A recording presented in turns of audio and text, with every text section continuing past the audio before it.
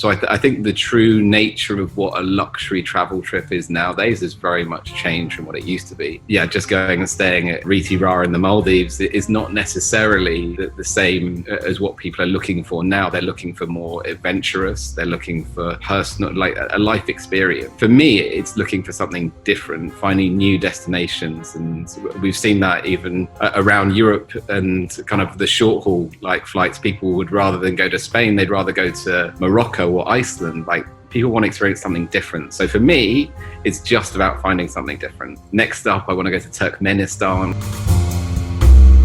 Well, I think it probably involves a lot of mistakes along the way. I've always had really great mentors around me, and I can pinpoint those through my career, people who've inspired me, then been lucky enough to have them as business partners, starting off from a world of taking my master's degree in London and getting into the big smoke rather than being out in the countryside where I started, and then organising events like the Gumball Rally with like celebrities and supercars around the world, and then having a business partner that owned an airline and going on to then Formula One teams and coming up with more and more crazy adventures, I guess. Certainly the mentors I've had around me have been so valuable in those steps. It's really taught me a lot, yeah.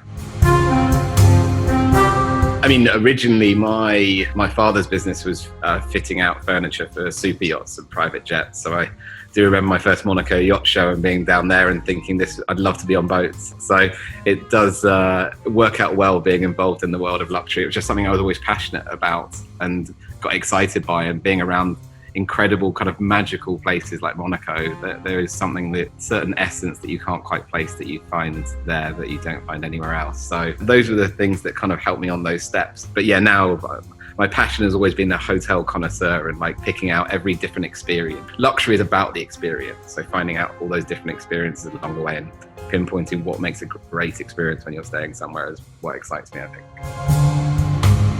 So many points. So I'm going to Antarctica. I did the first ever tourist trip to the center of Antarctica 13, 14 years ago, I guess. That was something very special, doing a luxury travel experience down in Antarctica on the ice in the interior.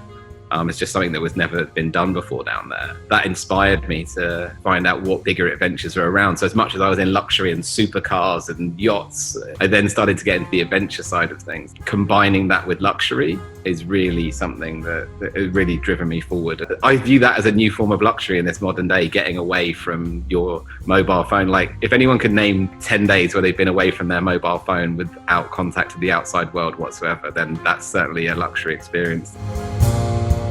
But right now, we're still in the stage of astronaut training. Commercial flights will be launching later this year. Again, I'm lucky enough to have one of my mentors as a founder of Virgin Galactic, Alex Tai. So when we started the training, that was with Zero G. So that's the weightless experience. So you take the aircraft up and you get the full experience of being weightless. So, but yeah, I have my deposit down for Galactic. As soon as the first commercial flights go up, then Richard's going up first. I'll be soon after. The feeling of weightlessness is just something that is totally breathtaking. And again, trying to experience all these unique things that the planet has to offer, or escaping the planet in this case to experience it. It's your body's used to all of these normal ways of interacting, and weightlessness is mad.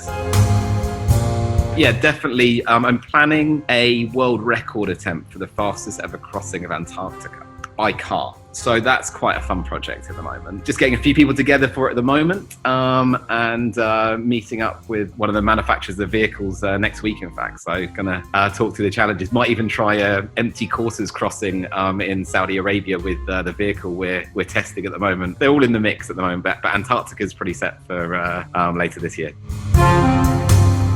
Choosing prestigious venues, like taking the history of events, we did the Concours d'Elegance at the Hurlingham.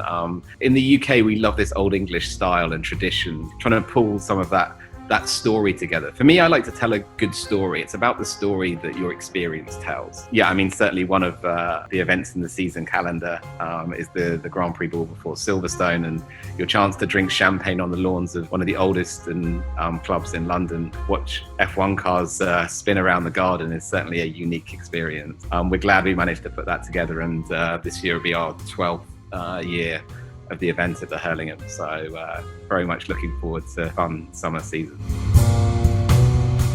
Well, one of my favourites is a getaway to Iceland. We do a trip driving, which will give you a little taste of what I'm doing in Antarctica. But it's an amazing experience where we drive up the volcanoes and over the glaciers in Iceland. We take these giant monster trucks with kind of huge tires, and you spend 3 days, and you'll meet a great gang of people. Every few months we'll take a few hundred people through that experience every year, but you'll go with a group of around about 30 of you each time. You'll meet amazing kind of new friends and entrepreneurs and like-minded people. You will start pulling yourself out of the snow, like the stories you have to tell, like it's a real life change. Getting stuck in blizzards, going skidooing over the glaciers. So we definitely get a big mix of people, and we also create life-changing experiences. That's really my goal, and so that one is really some wow factor for sure. We have quite a few projects in the pipeline. One is actually out here in the UAE. What I love doing as part of the business is bringing together really like-minded people and bring them on great adventures. So we thought about collaborating that with business. So a mix of sort of TED Talks and Burning Man on an island just off of Abu Dhabi. So what I want to do is get together some high-powered business leaders from around the world and talk about how we're really going to make a big impact in changing the future of our planet, but then delivering on that and putting funds behind that to then invest in projects. It's definitely something that we're excited about, and something that's going to be quite transformational in terms of what we can do and deliver. So watch the space.